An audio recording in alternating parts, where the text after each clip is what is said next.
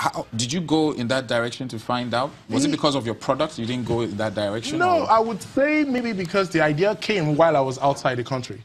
But I knew the best place, and I'm saying it categorically, the very best place for you to thrive sometimes is in an environment like ours. Because that other environment that we are coming from is saturated. In the abroad? Yes, it's saturated, and you just need to be very realistic with yourself. Okay. For me, I chose an area whereby I decided not to do some things that other people were doing. And number one is probably going to rent a shop when I start business. I decided to look at the space. How do I reduce my cost of operation? Because that's one major thing that has destroyed a lot of companies. A lot of companies make so much noise. You find out that they open the store in their first year. The second year, okay, they're just there. The third year, they're struggling. The fourth, fifth year, they are down. But the noise was there in the first year. Now, sometimes my former boss used to tell me that, look, if you haven't run your business for 5 years consistently and the business giving you very good revenues to a certain level, then you've not started running a business. Would you advise someone to shut down a business that does not really bring back that much revenue? How do you know the difference between closing a business and sticking and being consistent? Okay, let me just say, I will have to take you back because I said something about ideas. There will always be a pound of ideas. Look for the most bankable idea. In the first place, we already know that our environment, we tend to kind of have, you want to go into so many things at the same time. But if you can streamline by what I have done, in example, by carving a niche. Now, carving a niche helps you to focus on one thing. So when you're struggling, then you know if your initial research and strategy was right or wrong. So easily you can pull out.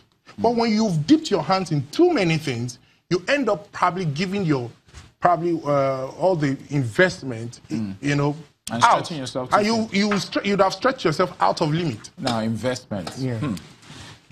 How did you raise your capital? I mean, the entrepreneur journey is, oh, your friends, your family borrow you money, you have to liquidate something, but what role does finance play in the entrepreneurial journey? How important is finance? Some argue that it's not that important. So how important is it? It's important. And at the same time, I will also buy the idea that it's not that important. Now, it's important because it kind of gives you a leverage to a certain level. It's not important because sometimes when the finances are there, you sometimes find it difficult to actually think deep to areas where you know you are really... Exactly. But I think in all fairness, let's be very sincere. How did I raise my capital? Yeah. Number one, you have to be very realistic. Savings. I had little savings when I came back. I wasn't working at the level whereby I was going to get a whole lot of points. But at the same time, at least I had something because I was relocating. Of course, you expect me to have spent money on several things. And at the same time, I got into FCMB when I first came. So one thing that was pure was the Yorubas call it ajo. The Igbos will call it, probably Igbos call it esusu or something. Contribution. Yeah, with me and with my fellow friends that we came back from, you know, different part of Europe. Then we had this contribution that we usually do at the end of the month. And as a Yoruba man, and probably as a typical Nigerian that I've always been, it was a very good way to contribute without, you know... Going to the bank? Going to the bank. Did you go to the bank? The bank will always be the last place to go. But did you ever use the bank? Up till now, I've never approached the bank. Why? I used to work for... You used to work in that industry, so I used to work in the industry. And I think I had... Or should I say, I have a level of intelligence in terms of what the bank will be requesting from me. So before the bank would start asking for an arm and a leg, I guess I needed to also start very small. And I think this is a very, very big discussion. Starting very small is very complicated, but it's the best way to go about it. Now, the government obviously has a role to play. In your particular story, I don't think there's any government involvement, but there's some people that have been able to succeed. So what do you think, I mean, is the Nigerian government friendly towards business? The truth is... Or startups, let me put it that way. For me to be candid, the government hasn't helped. Although there are different channels that a very good example is the Lagos State government bringing in all sort of ways to help entrepreneurs. Or and the stuff Bank like of Industry. Yeah, the Bank of Industry. But for me, I didn't, maybe because I was so blessed that I got my strategy right. And I started very small by allocating my resources efficiently. And where you also said the government, of course, I deal with FX.